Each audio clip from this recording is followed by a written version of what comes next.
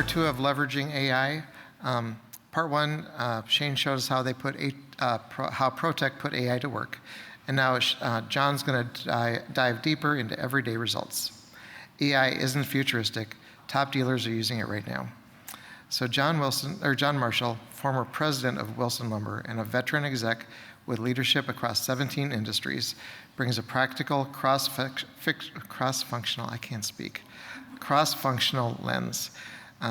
So he's going to talk, in his talk, he's going to talk about how he's going to show how generative AI drives value in sales, finance, marketing, operations, IT, and HR.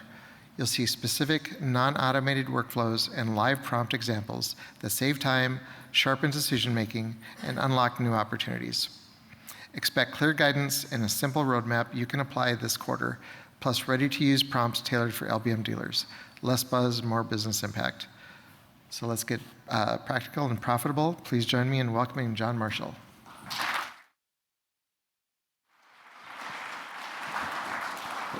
If you can't talk, I'm in trouble. Good afternoon, guys. So I got a quick question. How many of you guys are using AI in some form or fashion today? Raise your hand. It's pretty impressive. If we'd done that a year ago, it would have been about a half of you, maybe. Maybe about 30%. So everybody's using it in some form or fashion. So if Rick can't talk, I'm in trouble, because he does that for a living. But I retired from Wilson Lumber about 2 years ago and thought I'd go play golf and eat bonbons. And I had a friend of mine talk me into getting involved in AI after I left Wilson Lumber. And I've spent the last 2 years studying it, educating people on it, and learning as much as I could. Now I focus on non-automated generative AI. I don't get into the automation stuff. It's there where people are using it. You can see Shane's already starting to use it somewhat. About 3 weeks ago, somebody told me I was an LBM AI influencer, and I started laughing. And then I turned to Beth from Vimeo, and I said, am I an LBM AI influencer? And Beth, are you here? She said she was going to be here. All right. But when I told my girls that, and I have 4 daughters, 26 to 36, they all started laughing at me because they said, you don't have 100,000 followers. And I said, well, I still do influence. This is about my 8th conference that I've spoken to about AI. So hopefully I'm going to give you guys some good feedback. And it's going to be related to the LBM industry because that's where I came from. I spent several years leading Wilson Lumber, so I know firsthand how fast things move and how hard it is to find time to explore new tools. And yes, it's a tool. Today we're going to talk about new business tool, generative AI, but not from an automation side. I'm not going to show you how to replace people or turn systems with robots. Instead, I want to show you non-automated, human-driven ways to start using AI immediately. Without big cost or complex integrations, these tools that help your team make smarter decisions faster. You'll walk away knowing how to use AI as an everyday assistant, not as much as a tech project, but as a business tool. My first real aha with AI was about 30 days in, 20 months ago. I realized I was talking to it like I talked to my executive assistant. Because what I do, if I wanted her to do something, I told her what I wanted, I gave her context, I told her what the output was going to be, and then I told her what the format should be. That's exactly what you do with AI. It's just a virtual assistant that pretty much knows everything and is right about 85 to 90% of the time. There's about 10% of the time I found it makes stuff up. And I'm going to try to show you how to protect you some of that from it, but maybe you'll get to 95. It's still going to make mistakes. It's just the way the model is written. Now, I read yesterday, there's a new thing called the world model, whereas right now it's taking phrases and sentences and matching it, and that's how that kind of does what it does. The world model does it word by word, so as the current language model doesn't really understand what it's talking about. It's just taking all this information and spitting it back out. The new world model looks at it by the word and actually understands how something actually works. And that's right now, Elon Musk, that's one of the things he's working at his company. It'll be interesting if he pulls that off, he's going to jump ahead of everybody else. Right now, you got ChatGPT, you got Gemini, you got Copilot, you got Grok, you got Claude. they all have their pluses or minuses.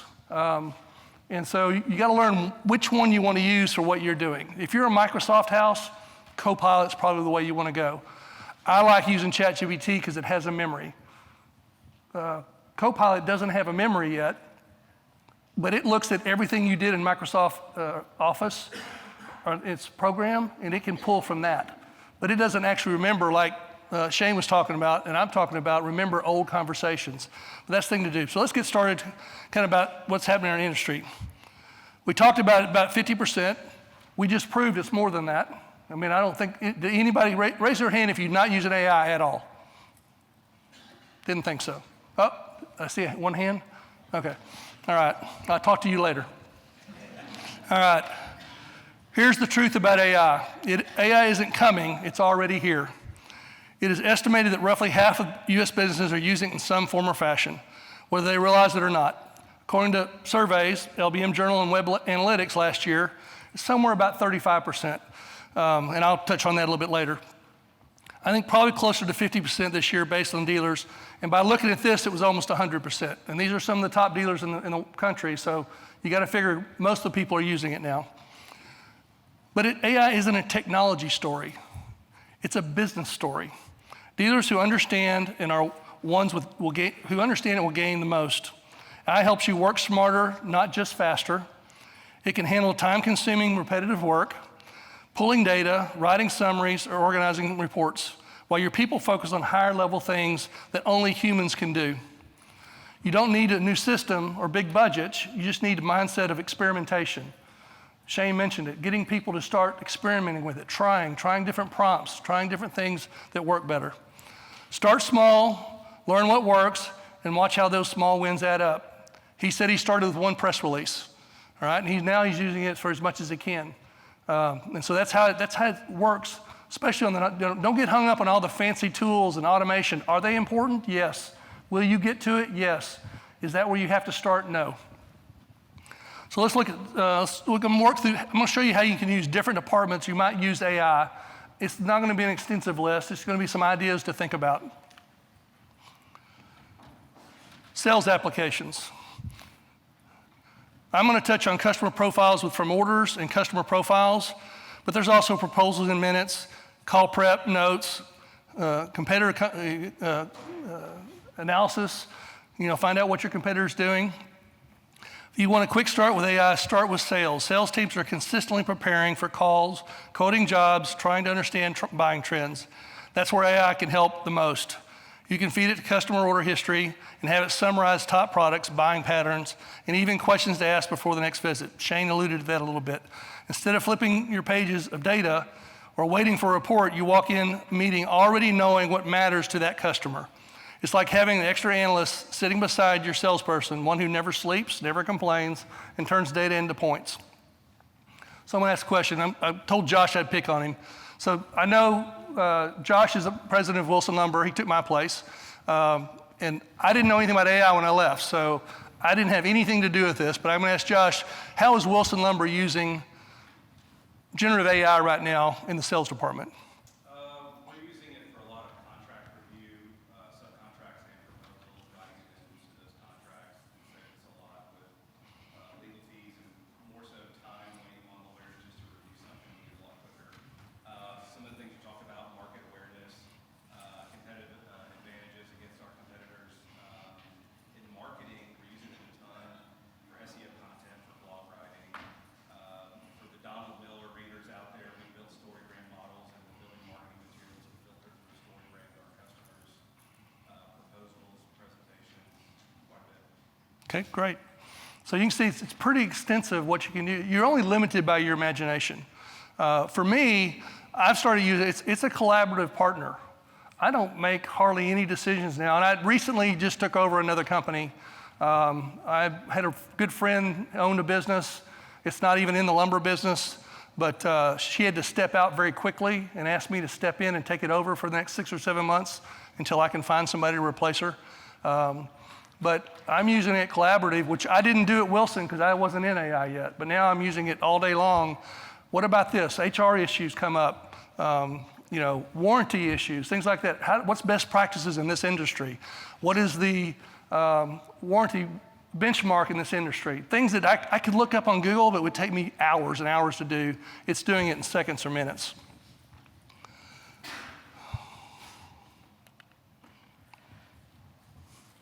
So I'm going to go back, sorry. I lost myself for a second. So here's a prompt.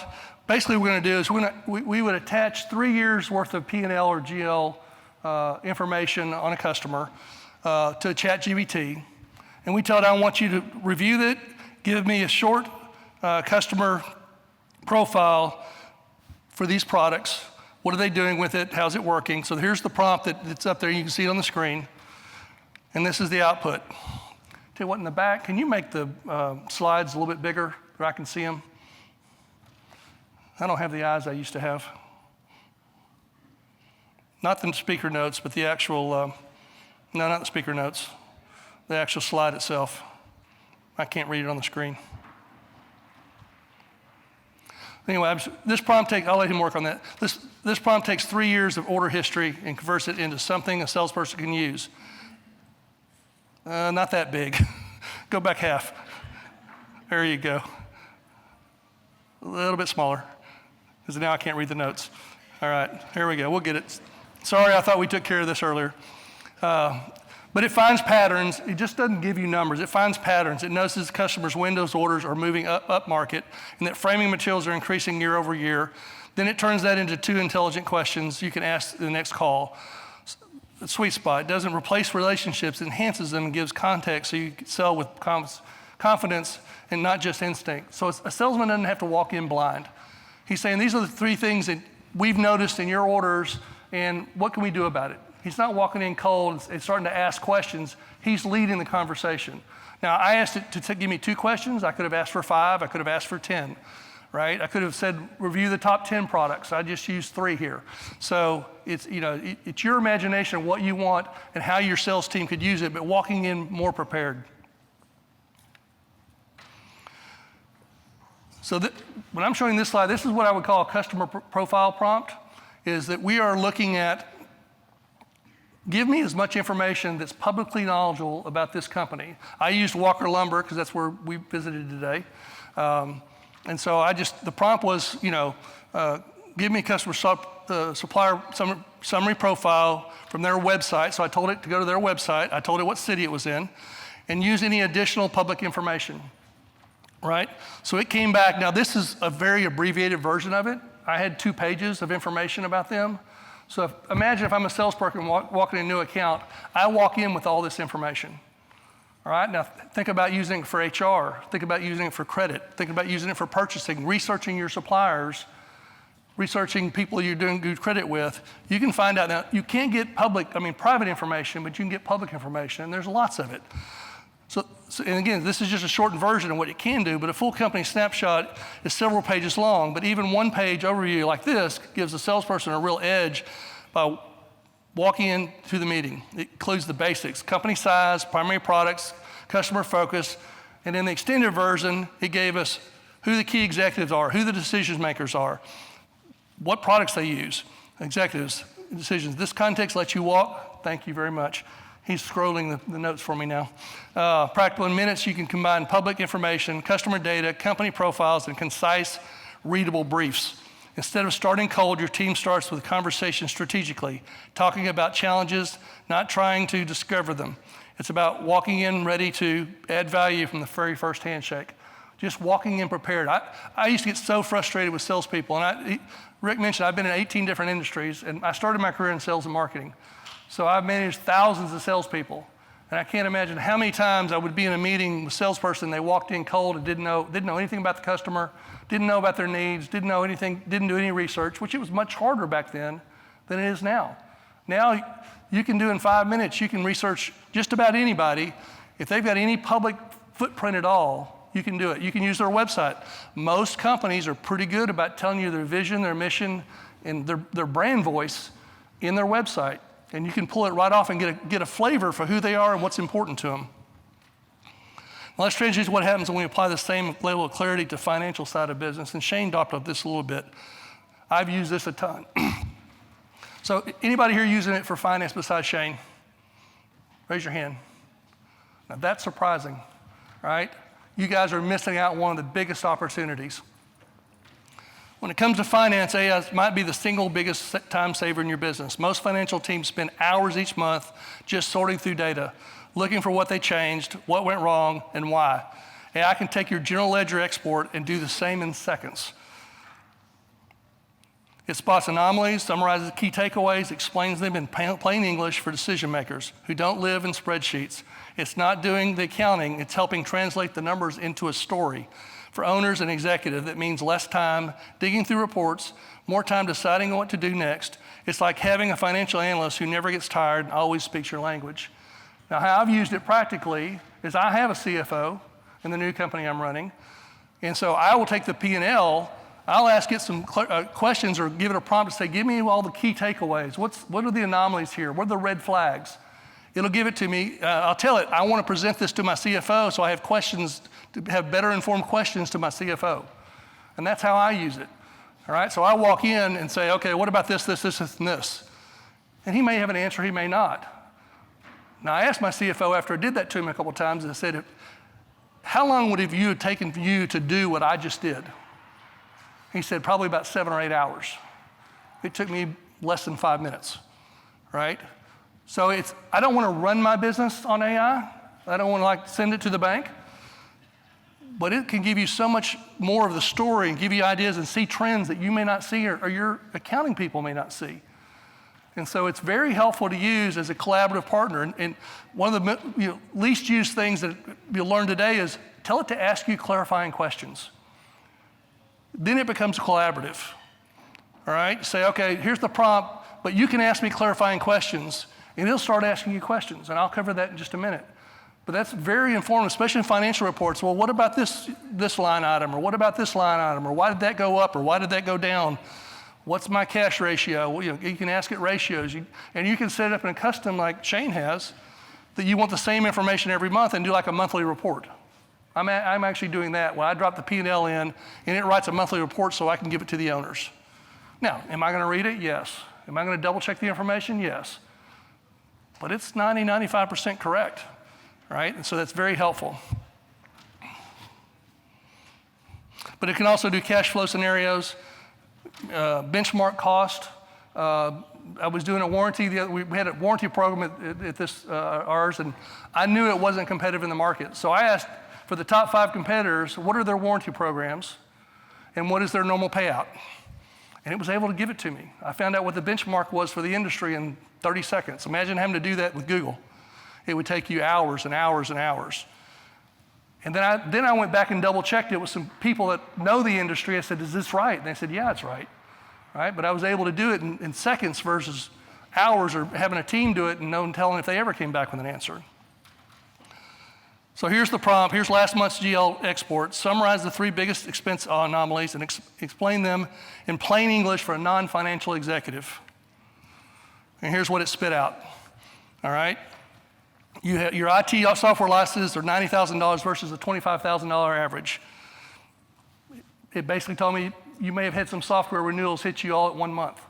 That's a place to go look. It may not be the exact answer, but it's a good place to go start and look. Repairs and maintenance, $72,000 versus $30,000. All right? Why is it high? A couple of major equipment facility fixes. That's a good question to ask your CFO or your head of your operations. Did something change this month? Just gives you a flag to go look at. Fuel expenses are $65,000 versus $40,000 average.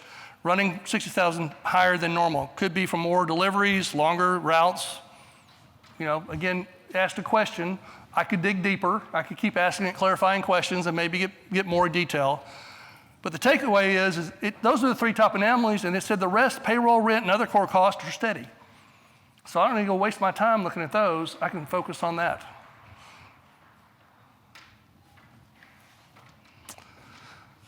So Beth, are you not in the room? She didn't come back in? Oh, never mind. All right. She's the marketing whiz, so I was going to ask her a question. All right, marketing applications. Who's using it for marketing? That's a much higher number. That's one of the easier places for it to get started, sales and marketing. So it can write ad copy, and product descriptions, reviews, competitor audits, Josh mentioned that they use it to do a competitor analysis. It can draft newsletters, blogs, whatever you want to do. Marketing is another department where AI delivers instant practical results. Every dealer needs to communicate better with customers, contractors, and even architects. AI can take one product description and rewrite it in different voices for each audience. It can audit competitor websites, suggest copy variations, and even generate quick email campaign drafts. This doesn't replace your marketing team. It multiplies their output. What used to take hours to rewrite now can be done in minutes with options that fit your company's tone and personality. It's like having a marketing assistant that knows your brand. Anybody want to share how they're using it in marketing? A bunch of people raised their hand. Anybody brave enough? Yes, sir. Yeah, so we'll use it for help with taglines or content reduction when we have too much and we need to fit better. And sometimes we'll even do workshops where it's marketing team versus AI and try to see which one is coming up with something more creative or that fits us better, and making it fun but very useful. Who usually wins? 50-50. Oh, okay, good. Anybody else want to share?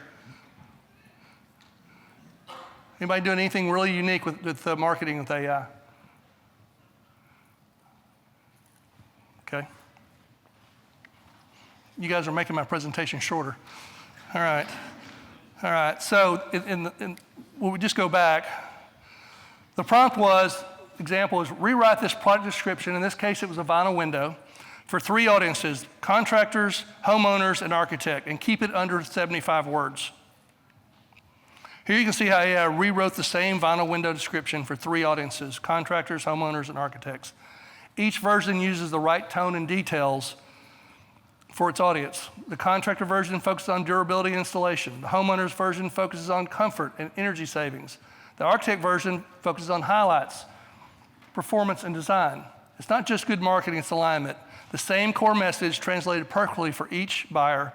It's a simple but powerful way to make your marketing teams feel like a 10-person department rather than 1 person in ChatGPT. Next, I'm going to move this into operations. And Lee, I may ask you a question, so you may think about it. Lee Smith. All right, operations applications. You can use for SOP, training guides, job site summary reports, inventory insights, RFP support. In operations, AI can handle some of the most frustrating but necessary work, documenting processes, summarizing reports, and writing training materials. You can feed it notes from a site visit or existing checklist, or it'll create a clean step-by-step SOP written in plain language your team can actually use. It's not about removing accountability, it's about making sure the right processes get followed every time, regardless of who's on shift. AI helps turn your already know to usable training tools without burning hours, formatting and rewriting. It's about having a process writer who organizes your team's expertise automatically. So let's look at this prompt. We're going to write a clear step-by-step SOP for receiving a lumber truck delivery using the notes provided. And I gave it some notes. This example shows exactly how AI takes something routine like receiving a lumber truck and documents it clearly step by step. It organizes your notes into a process that anyone can follow, inspect, load, match paperwork, count materials, note discrepancies, and update systems. It doesn't reinvent the process, it just makes it easier to repeat and train. Imagine having every one of your clinical procedures written to this standard. Consistent language, easy to follow, and ready to hand to a new hire on day 1.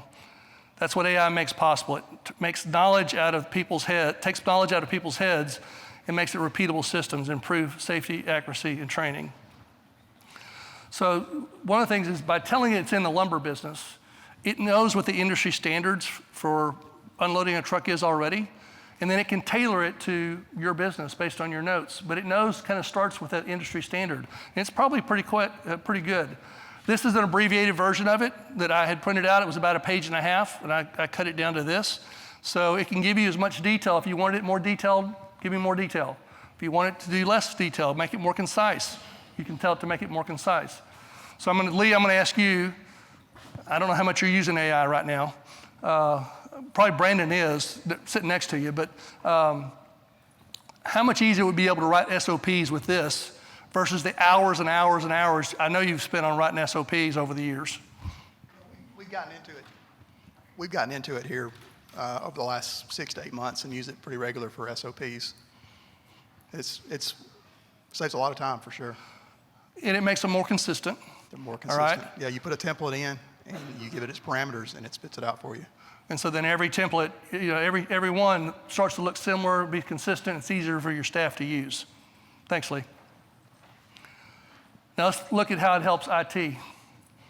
Thought somebody was sneaking up on me. Probably this is one of the, LBM companies, it's a large department. Sometimes it's one person who wears 10 hats. That's typically the IT department. AI can act as smart assistant, helping them debug issues, explain system errors, or even rewrite code. Queries in plain English. And also compare vendor options, summarize risk reports, or translate technical updates into language leadership can understand. This is especially valuable for small dealers using systems like BizTrack or MyTech, because you don't need to be a programmer to understand what your system is doing. AI helps bridge that communication gap, turning technical complexity into clarity that anyone can act on. So I think IT may be the place that it's not used as much as it is in other areas. It's not as easy. Your IT people are probably fighting you on it. They don't want to code with it. They don't want to use it, but all good coders are starting to use AI to help do coding. I know ChatGPT speaks over 50 different coding languages, and it speaks almost 75 languages, actually spoken languages.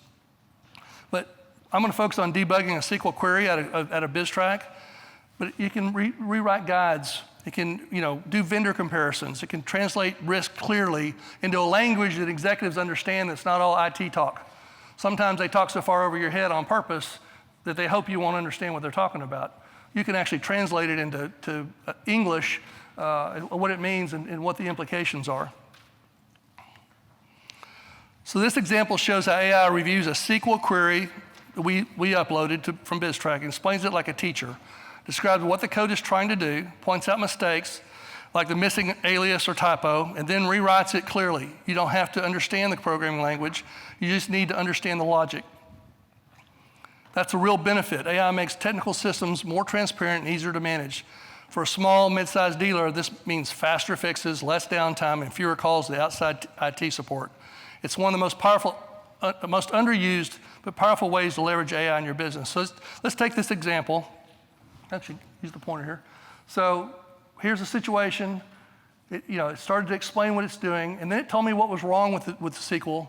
It had a missed alias. It had a typo in it. Told me what it was doing, and then here it rewrote it to put it back into SQL in the language that it should go into in seconds. Now, I can tell you right now, I couldn't do that on my own. I don't know anything about SQL. I know lots of people, I have people that do that, but even if they're doing writing code, it's a great way for them to check their code to see if they made any mistakes and double check it. We need somebody who knows it to understand it, to be able to double check it, but that's pretty impressive that it can write code and make recommendations for it. Has anybody used it like that? Do you mind talking about it for a second? Somebody got a mic? Of course, we got her on the wrong side of the room.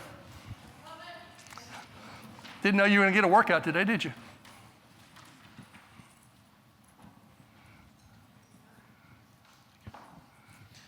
Yeah, so I use it a lot.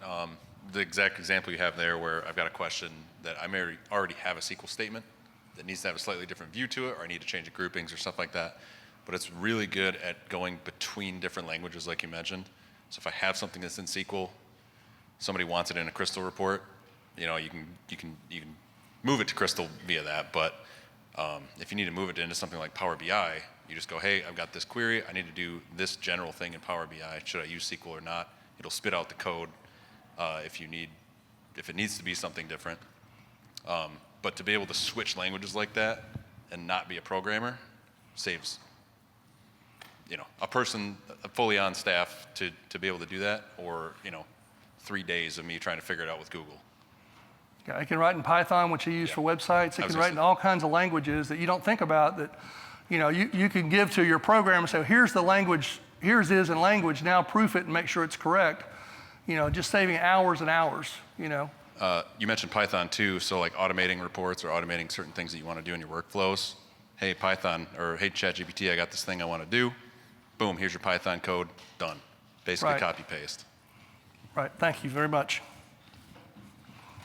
So they know I'm not talking a bunch of BS up here. I appreciate that. I may be, but they don't know it yet. All right, let's talk about HR applications. Job descriptions. It's really good to help for the HR department. Writing job descriptions fast, interview guides, survey summaries, onboarding checklist. HR is another great entry point for AI, especially when your team is stretched thin. AI can write job descriptions, build onboarding checklists, summarize employee feedback surveys, all in your company's tone and style, and I'll talk about that in a minute. It gives you a clean, professional starting point so you're not reinventing the wheel every time you need a document. The biggest benefit, consistency. Every job posting, policy, communication can sound like it came directly from you. Your company voice. That's how small teams maintain professionalism when they're being overloaded. So in this prompt, again, I used Walker Lumber again. I said, using Walker Lumber, Nashville, Tennessee, so I'm telling it, go look at their website. As a company, draft a professional job description for a yard supervisor, including responsibilities, required skills, and cultural fit. Again, abbreviated version that I put on the slide. I didn't want to have to jump back and forth to ChatGPT to show you fully, and so I made abbreviated in the slides. But this example shows that AI understands tone, structure, and culture. The job description pulls its tone and culture directly from the Walker Lumber's website, reflecting the company's personality and values. But here's what's even more powerful. You can do the same thing in your company by creating a short document that describes your culture, tone, and communication style, what we would call a brand voice. Once you feed that into AI, every job posting, letter, training document will sound like you wrote it yourself. It's a simple way to add more detail and texture to the materials while keeping your brand identity consistent across everything. If you wrote a prompt, say, I want you to search my website and all public information about me and write me a brand voice. It's that simple. And you would have a document that you can double check, but it will be your brand voice. And then you can feed that into ChatGPT and tell it every time you write for my company, all right, I want you to use that voice. Like, I had an eye-opener about 7 months ago. I wrote an article, and I read it. It wrote an article. I read it, and I said, this does not sound like me. What can I do to make it sound more like me? And it goes, well, I know exactly how you talk. You've been talking to me for a year. You talk like this, bang, bang, bang, bang. And I went, oh, my gosh, that's scary. So now it's learned it writes everything in my voice unless I tell it not to write it in my voice. So if I'm writing a professional letter or something, I might say, write it professional friendly and not use my specific voice. But if it's everyday communication to people or whatever, it's going to talk in my voice. Blunt, straightforward, to the point, all right? I'm not known for long dissertations, all right? When you're a turnaround guy for 40 years, you tend to be very brief. And so, you know, that's how I use it personally, and it's very helpful. All right, let's start with what's the roadmap? Pick one pain point per department. Think about each department, and I've talked about several, but there's more departments. What's the big pain point that's repetitive, that's a pain in the rear end that you don't want to deal with? You want somebody else to deal with it. Have AI try to take a stab at it. Start there. Write simple pilot workflows, and we'll talk about that in a second. Share small wins. Encourage people. Let them know what the wins are. Celebrate it. Expand gradually, and assign an AI champion. When it comes to adopting AI, the biggest mistake I see is trying to do too much too soon. The goal isn't to overhaul your business. It's to make a few daily processes smoother and smarter. The best approach is to pick one pain point in each department. We just talked about that. Something repetitive, slow, and annoying. Build a simple workflow around it. Once you see real results, share those results. That's how you build momentum without overwhelming the team. The companies that succeed with AI don't launch big programs. They experiment and learn fast. So I'm going to pick on Casey from United Treating Distribution. I know you have an AI champion. We've talked about that. How have you used Gavin as your AI champion? I'd say the biggest thing is giving people a resource to go to when they have a question or a problem, because, I mean, you've been using it and you're learning it every day. So I think for people that aren't using it at that rate, they're going to have even more problems. And so having confidence that the feedback they're getting on how to use it is safe and secure for our business is one of the ways, as well as just giving them the tool they need to, we all bought computers and thought they were just going to do everything. We have IT people that everybody calls when something breaks, so having that person in the company they can call has been really helpful. Let's talk a little bit about Gavin, how he kind of got started and kind of inherited that role.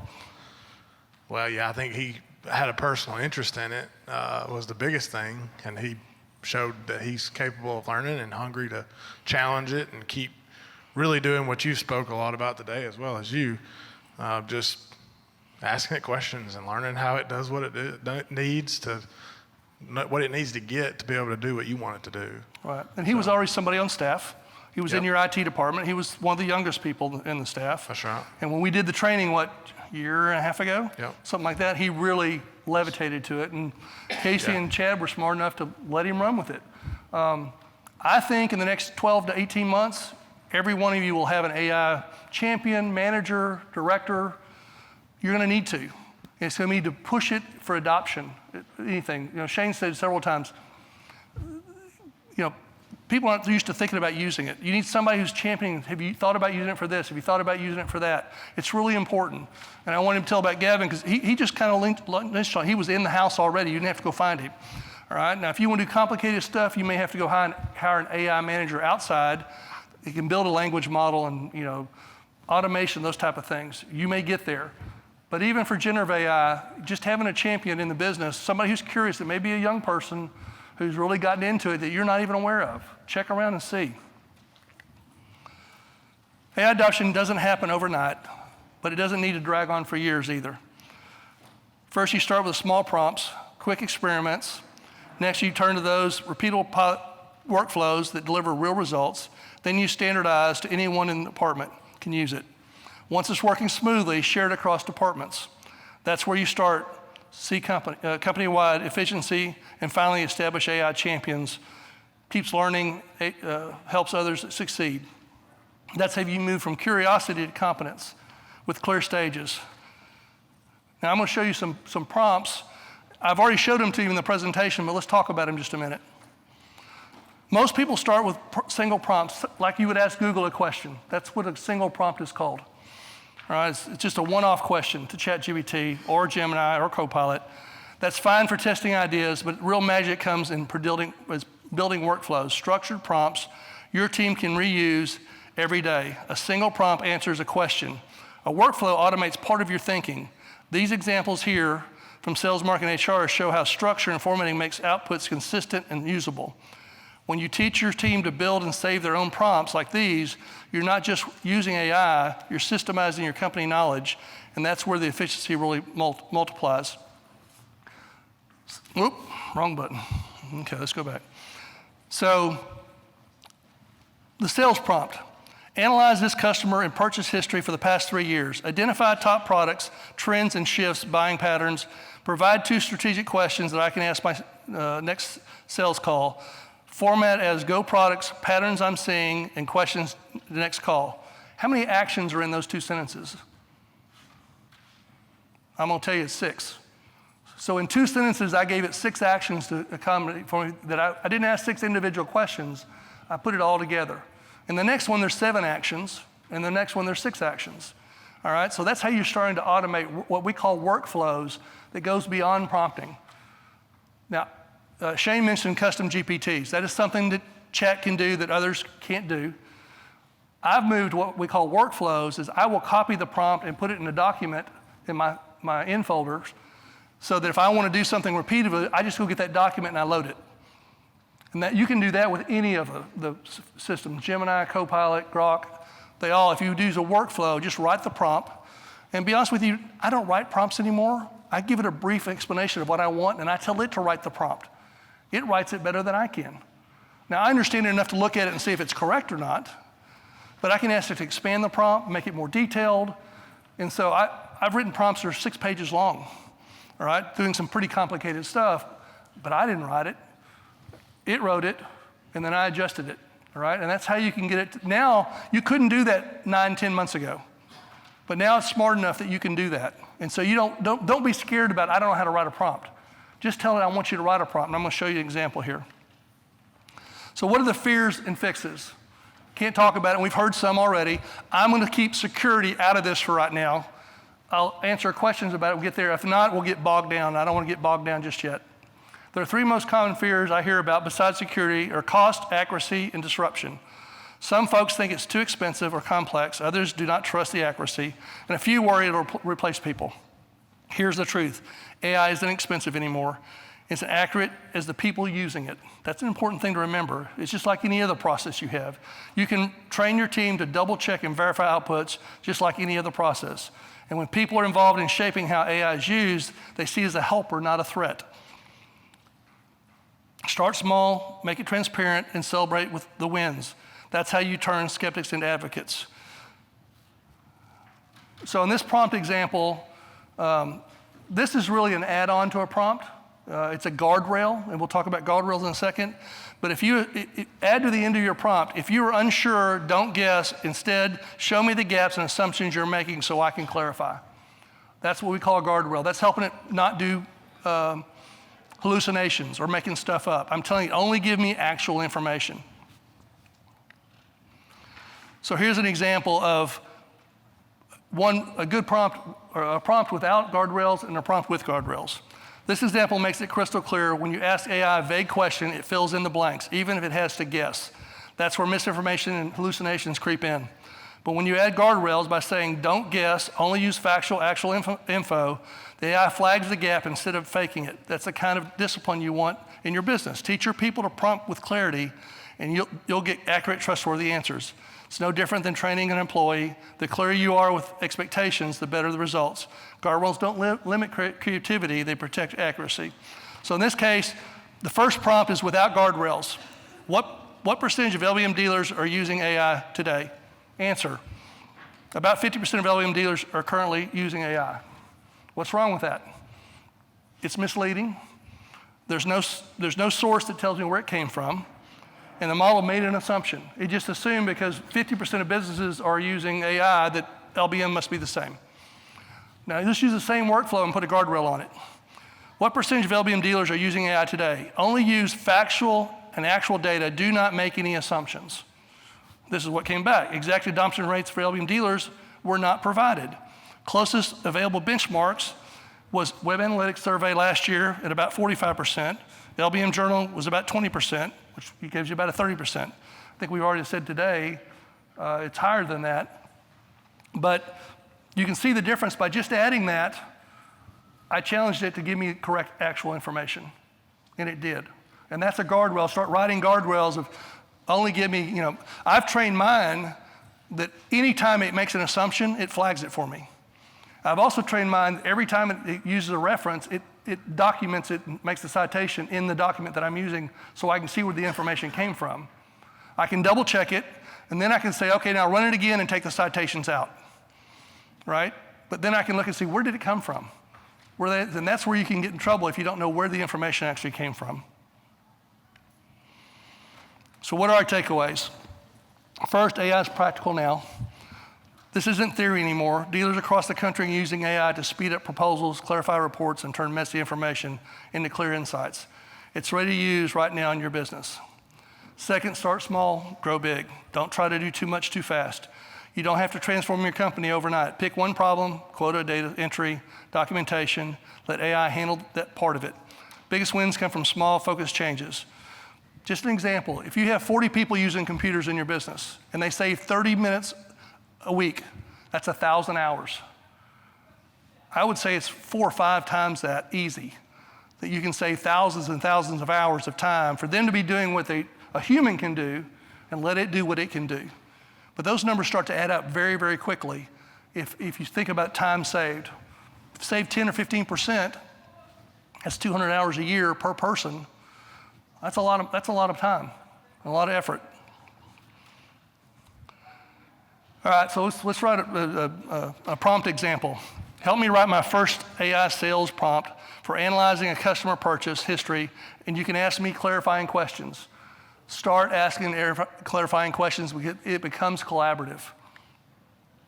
Here's the result. It stopped and said perfect, all right? Before I draft it, let me clarify a couple things so I can make it useful for you. What's the end goal? Do you want to summarize past purchases, or do you want to suggest sales opportunities? Output style, all right? You want a formal customer profile or just quick bullet point notes? Data format. Do you want structured data or typed in order history notes? And once you have these, I have these information, then I'll write your prompt for you. This prompt is about 1.5 pages, all right? When I read it, I didn't try to summarize this one, but I ran it just to see what it do. But again, I've started asking every prompt now, almost I ask it to give me clarifying questions. So I can have a virtual assistant that knows almost everything. It's about 90% correct. I don't know if I've ever had an assistant was that accurate, all right? I'm not that accurate. So, but it's very helpful to use that. If you start thinking of it as using it as a virtual EA, this is where it gets practical. Every exercise for every dealer is for this one. Ask AI to help you write your own prompt, for example. Write me a sales prompt, and I just went through that. I hope you've seen convinces today that AI isn't a future technology or corporate-only tool. It's ready right now for every LBM dealer, large or small. The ones who will thrive in the next few years aren't the biggest and the most automated. They're the ones learning to think with AI first. It's not about replacing experience. It's about leveraging it faster and smarter. If you'd like help writing prompts, training, whatever, feel free to contact me. And if you want this presentation, you guys can send it out, the presentation? Okay. They'll send it out. If you have a question, feel me. I'll be glad to send it to you. It'll have the speaker notes in it too, which has got a little more detail. So any questions, I'm glad to answer. I don't know how we're doing on time. Okay. Any questions? Somebody asked me about security?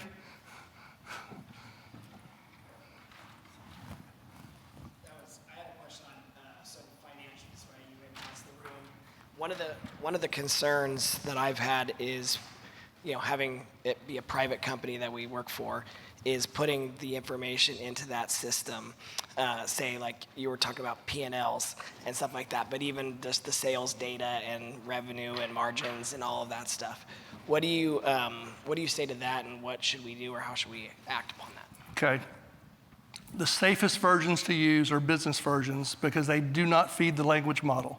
That's ChatGPT and Copilot. They're both built on OpenAI's model. Both systems. Actually, you may not know this, but Microsoft spent about $11 billion to get OpenAI ChatGPT started. So they're closely tied, and they use the same engine model. The answer to that question is really a little bit interesting. You really need to use Copilot and ChatGPT. Copilot's better at security because it only uses data and keeps it within your office, your Microsoft Office system. So if I was doing financials, I probably would do them in Copilot. If I want to do summarize and collaborate and those type of things, I'd want to use ChatGPT. And the human gap between them is what the security is, right? Now I do P&Ls in ChatGPT Business, and I'm not really worried about it. You can mask it. You can give it a different name at the top if you want to, so when it does go through, it's just like you use it for HR and you don't want to put the employee's name. You put Roger Rabbit in there until it's done, and then you go back and change Roger Rabbit to the employee when it's a Word document, right? You just have to learn how to think it through, ask it. The biggest thing is people, how do I use ChatGPT? Ask it if it can do it. Because I get asked all the time, can it do it? Well, I don't know, ask it. That's how I got started. And it's amazing, I can't think of many times it came back and said, no, I don't know how to do that. Now, I had it come back and tell me I can't give you that information because if it's private information, it can't give it to you. So that's really a security question. There's Microsoft Assure from your IT department. There's things you can put over the top of it that helps security. But I personally think you're more likely to leak information from your employees, putting it in the wrong place, than you are somebody hacking your ChatGPT or your Copilot, right? There's always a risk, but they're not going to hack into those systems. But you're more likely to have an employee send an email or something with that information, and then it gets out there. That's probably more likely. That's a little controversial. I don't really know what the code is, but if you look at your business agreements with those companies, look and see if it says it doesn't share information. And I think Shane made a statement earlier. On the free version, there's no way to tell it not to go to the model. In the paid version of ChatGPT, there's a box you can click that says don't do it, but you have to do it every single time. In the business and the enterprise, it's by default, it doesn't send it to the model. It doesn't train the model. The way I understand it, and I look at it quite a bit. Yes, sir? You said you talk to it? All the time. Tell us about how you talk to it. I'm interested in whether you use headset, how you find the privacy, that kind of thing. I usually type it in. It's in my computer. I don't usually verbalize it. I use it on my phone in my car sometimes. Yeah. I'll get on and I'll use that. I find it easier to type than to talk. But I talk to it all the time. And actually, people watch me work with it. They're surprised how blunt and direct I am with it. Do you have any idea? I mean, the head of OpenAI or ChatGPT, he said he wished you guys would quit being nice to it. It cost him $10 million a year because you're nice and it has to respond, thank you, right? Because it's eating up bandwidth and that costs electricity and that costs money. So I'm nice to it because if it ever comes sentient, I don't want it to be pissed off at me, right? So. Okay, thank you. Does that answer your question? Yeah, I mean, I've heard of people who are now starting to verbalize more, and if that's more either efficient or just more comfortable, and so I was just curious. I think it's a comfortability. Yeah. I'm also 67 years old, and I'm used to typing instead of talking, so. Any other questions? Yes, sir.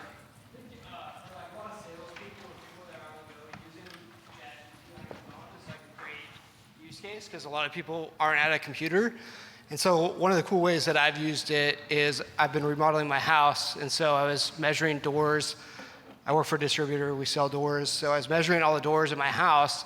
And I just recorded my voice and was just measuring and calling out each door, upstairs, downstairs, each room location.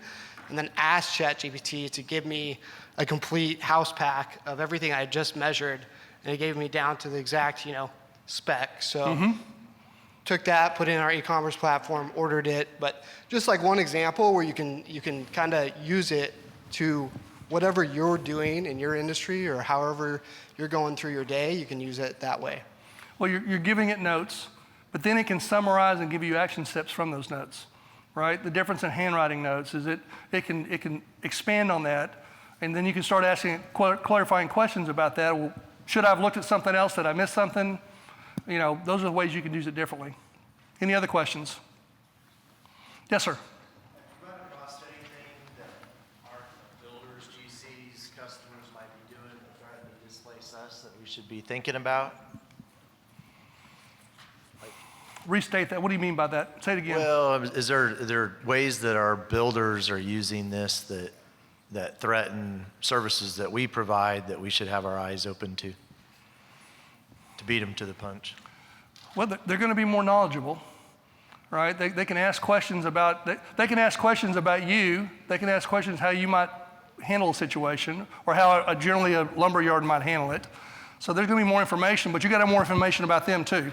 So I mean, any technology can be disruptive, and this is the fastest growing technology we've ever seen.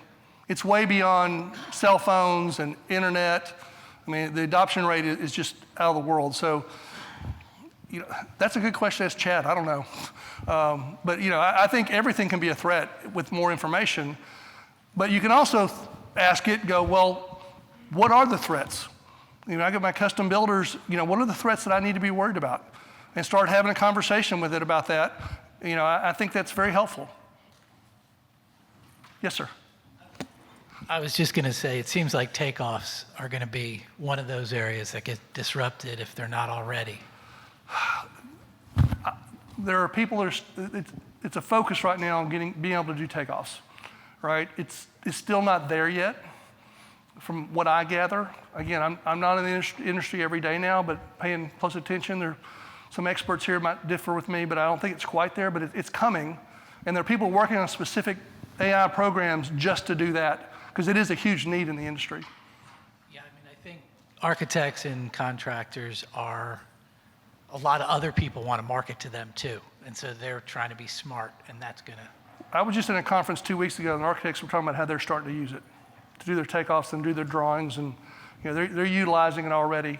So I don't know that takeoffs are just as there just yet, but it's pretty daggum close. Any other questions?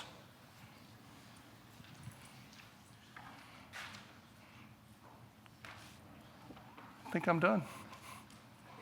All right. Thanks, guys. Appreciate it. Thanks. You bet.